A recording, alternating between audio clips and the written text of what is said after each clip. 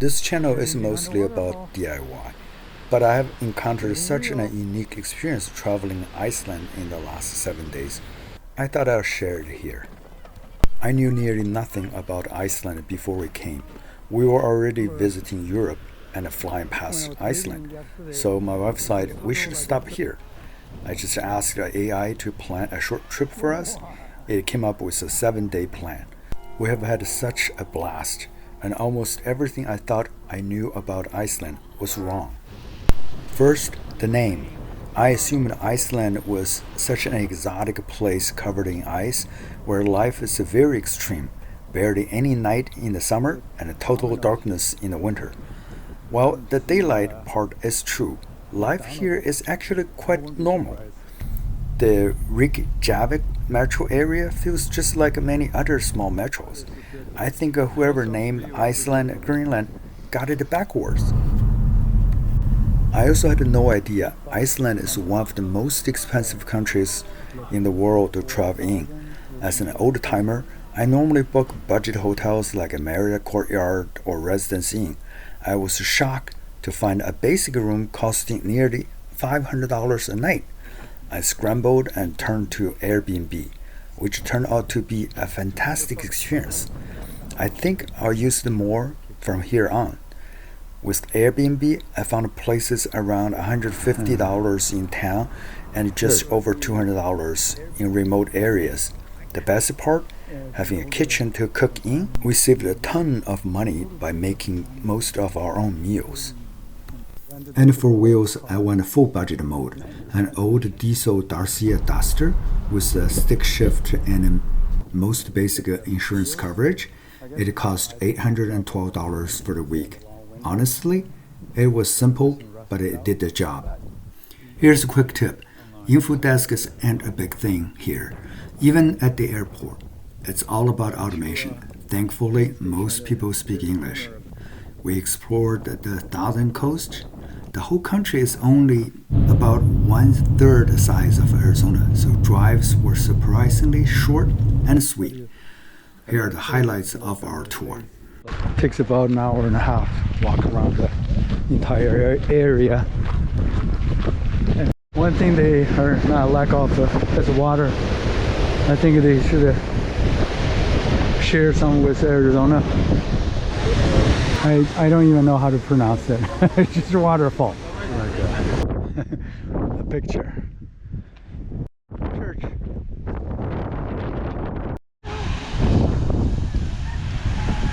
Oh. You're looking for it. Insane amount of force. Getting behind the waterfall.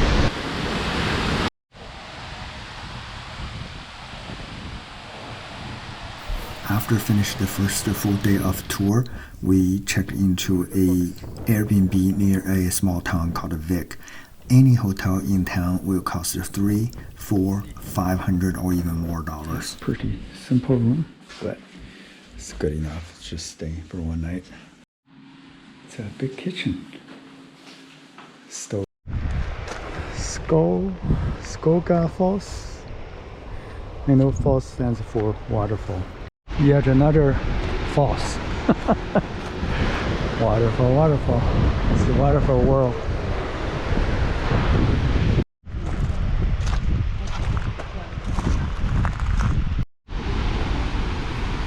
Woohoo! Another fall.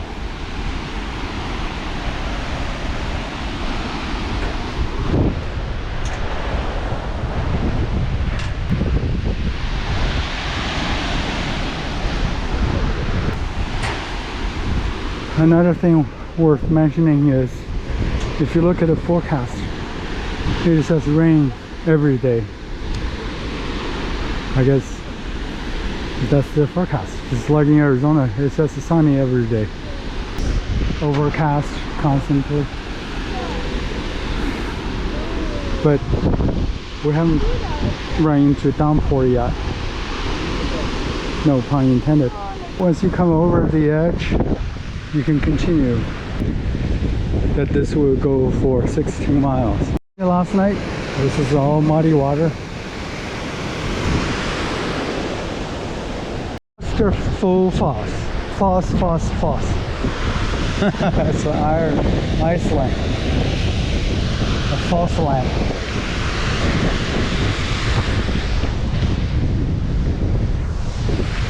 Looks like this is an endless stretch of a trail. Probably another 50 miles to go. Well, not that's the end. That's where you can see the crater that created by 2010 volcanic eruption. That's what I heard. I didn't keep track. I think this is number 4. I asked them. They're heading to the crater. 30 kilometers, about 15 miles, something. But they got like camping gear. Very peaceful.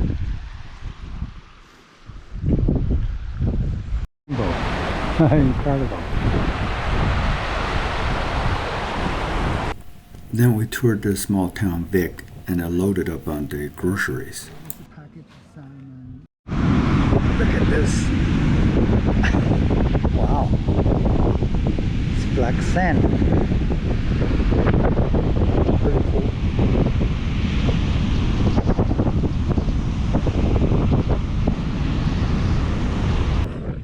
We went to the black beach on the other side of the mountain, Vik, the town side. And then we came to the Airbnb. Family's here. And he just showed us everything. And this was built like 50 years ago. And this is the parking lot, the public parking lot. He said, you know, up to 5,000 people a day can come here. And you have to pay big bucks to park there. Now we got our own private parking spot, a private cottage, has everything. This is the first time we're seriously using Airbnb for our travel. I mean, compared to US, this is 240 bucks or 230, I don't remember. But still, there's one that is offered right across the hill on the other side. It's a tent for 220 bucks. You can just see my excitement. 240 bucks for this shack. Man, I got totally duped. And he said there's a lagoon here and there's a peninsula that you can drive up to. So this side is a lot more than the other side. And the hostess cannot be even more friendly. He was telling me all sorts of information about the island. He said before 2010, there's like probably like 8 people or 10 people. I mean, even before, earlier, he said there's nobody here. No one was here. But after 2010, it all started a boom of tourism. First it came the Europeans, and then the US, and from Asia, and now this place is crowded. And he was telling me on this cliff, that's his property, he used to hunt puffins, and he was telling me that the puffin he was getting for one day, he asked me to guess how many. I said you can probably get 20. He said he got 900 in one day. The puffins, he was hunting puffins over on the cliff. Now he said it's a band. I guess he doesn't need puffins anymore. This is like an ATM machine.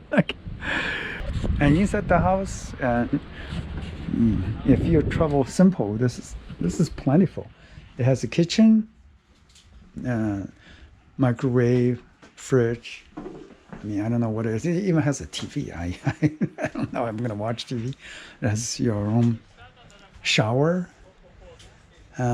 This is a pull-out, like a sofa bed. He said it's like probably at least a queen size. So, I mean, that's all I need. I'm just staying one night. Okay. So look at this salmon meal we cook for ourselves. I'm gonna pay like 20, 30 bucks, 50 bucks to eat in a restaurant. No, it's getting real.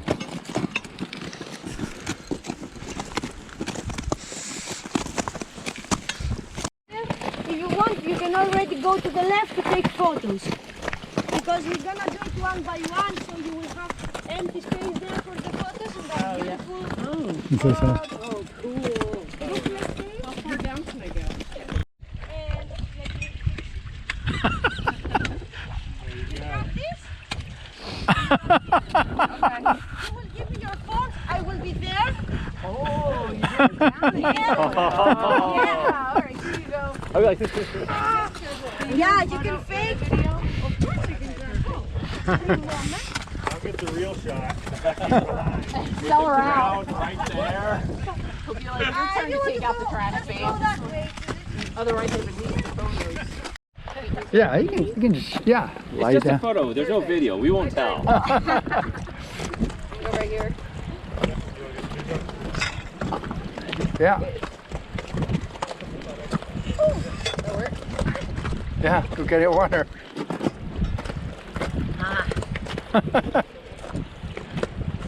Does it taste good? Yeah. I hate this parking thing. Yeah, let's keep it simple. It relies on internet. And yeah, I do have 2 or 3 bars, but when you scan this, it asks you for so many things. Why can't you just scan this and say pay for this site? You have to search for this site and yada yada yada yada. And also ask you to install an app in the middle of nowhere.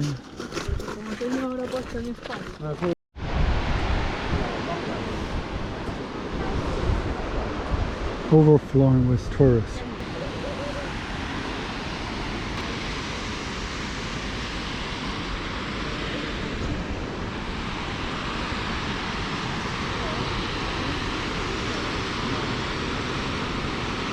Beautiful scenery. So we're just entering the first step. It's just a hot spring. Everybody have that dazed look on their face, like they're lost. Because you can't walk fast, and also you're trying to figure out where you are. In heaven or somewhere. I suppose this half natural, half artificial. All hot water in Iceland homes is supplied directly from natural geothermal hot springs for shower and heating. This means the water in your shower is the same as the water in the famous Blue Lagoon. Interestingly, you should only drink the cold tap water, which is some of the purest in the world. The hot geothermal water, which can have a slight sulfur smell, is not used for drinking or cooking. For laundry, cold water is heated separately. It is cold. Ouch. Nikolai, I'm serious? Oh man. I'm gonna do 15 seconds. So you guys are gonna outlast me. I hope they have a thermometer to tell what's the temperature. 10 degrees Celsius. 10 degrees? 10? That's a 40? 10, that's 40, 50? Ah! You know what? I'm out of here. It's step 3. Air temperature is like 91 degrees. Ground temperature feels like over 100. On day 5, we took a 2.5-hour drive to Snæfellsjökull National Park. There we saw more spectacular waterfalls and enjoyed the stunning coastal views. Oh, deep blue ocean water. Yeah, we finally ordered a real restaurant food. So local fish, local lamb. So this is the restaurant name. I'm very happy with the food. Very good. It's not on our travel pass, so went out of our way to come here. There's no crowd. Very, very nice. Oh, one Iceland anecdote. Their sheep roam freely in the mountains because there are no predators on the island. They have more cows, but they're mostly kept inside during the cold season. And you see horses everywhere. The Icelandic horse breed is very pure. There's a significant industry based on collecting a hormone called PMSG from the blood of pregnant mares, and it's mostly exported as a fertility drug for livestock like sheep and cows. It's entirely an alien landscape. From the green grassland, waterfall, to this Martian surface. It's Iceland. There's no ice here. Very windy, smells bad. Very harsh environment. It took me to here. This is the continental plates that crack between two continents. North American plate, Eurasian plate. So that's what it's a word plate, and I got food. That's cool. Like a alien planet.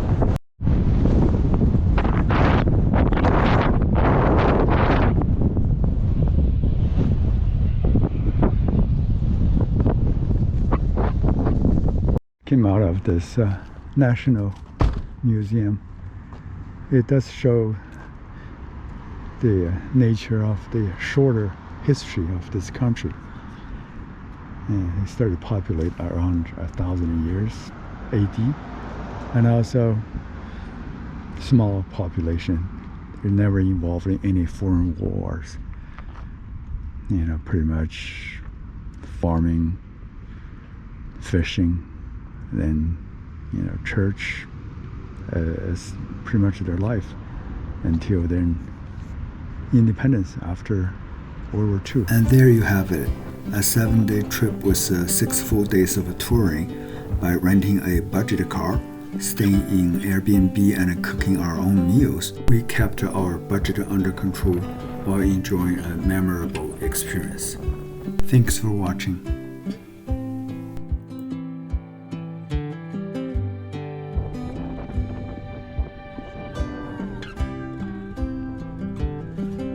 Black Pebble Beach.